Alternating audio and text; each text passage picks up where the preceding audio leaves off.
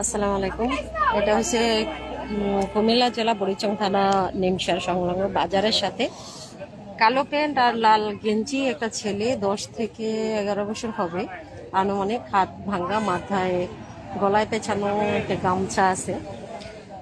জানি না কার সন্তান, বলতে পারি না।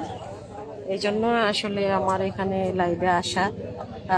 পরিচিত কারো যদি এরকম ছেলে সন্তান হারানো গিয়ে থাকে, মনে হয় ছেলেটা আনুমানিক হয়তো 5-7 দিন হয়ে যাবে। পোকায় ধরে গেছে